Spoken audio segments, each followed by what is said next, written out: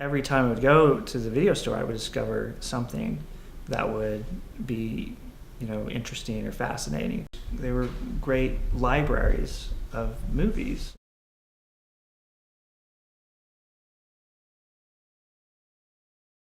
I mean, the internet has changed everything because it's moving to streaming, and I think there's still a desire to own a nice version of the film.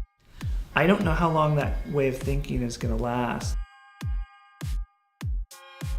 A Lancaster County family that's owned a movie rental store is closing its doors. Is entering its final act. Are closing their doors or are teetering on bankruptcy. But it's her love for movies that has kept her busy all these years until now. The movie gallery in Sydney is closing. The curtain is about to come down on the neighborhood movie rental store.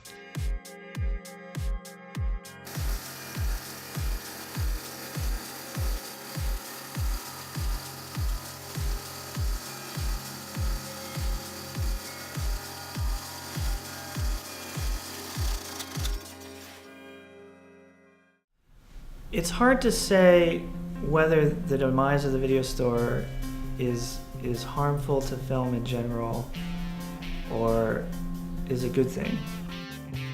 Sometimes I would go to a video store not knowing what I would want to see, and just walking through the aisles and shelves, you would discover something by accident, and sometimes it would be something incredible.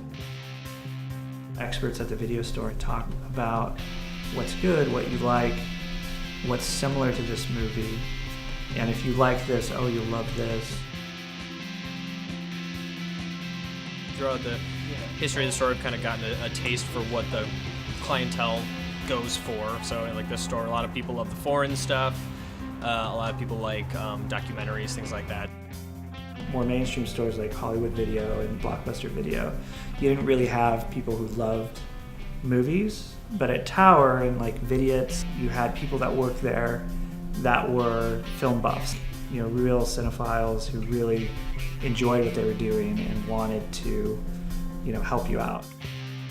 The idea of having a human being make recommendations to you, somebody you can have dialogue with, is something that has died out in the video store. In an online world, you don't have those gatekeepers anymore, or tastemakers of the people that work at the video store. There's no one you're sort of conversing with and talking to about movies when you're looking at stuff online. It's changed so much with online streaming though. There's so much available just on Netflix.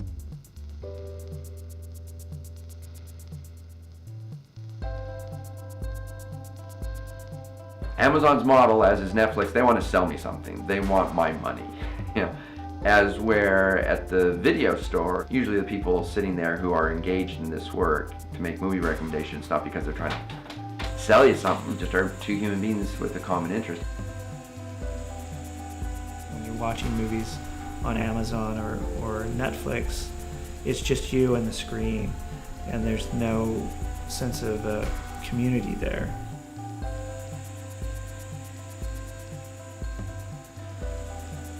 If the physical DVD, the way to act or interact with the film, begins to go away, it's a loss.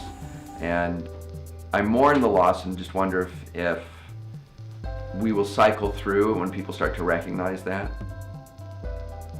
The idea of communal exchange about film has been lost, and is there a way to bring that back?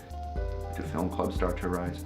Do cine-cafes start to show up? But the idea of the cafe is that they have regular screenings of films. Yeah, you can watch them at home, but you can also watch them on a big screen at this cafe, surrounded by 20, 30 people eating and drinking together and enjoying the movie as a community together. DVDs are on their way out on a whole.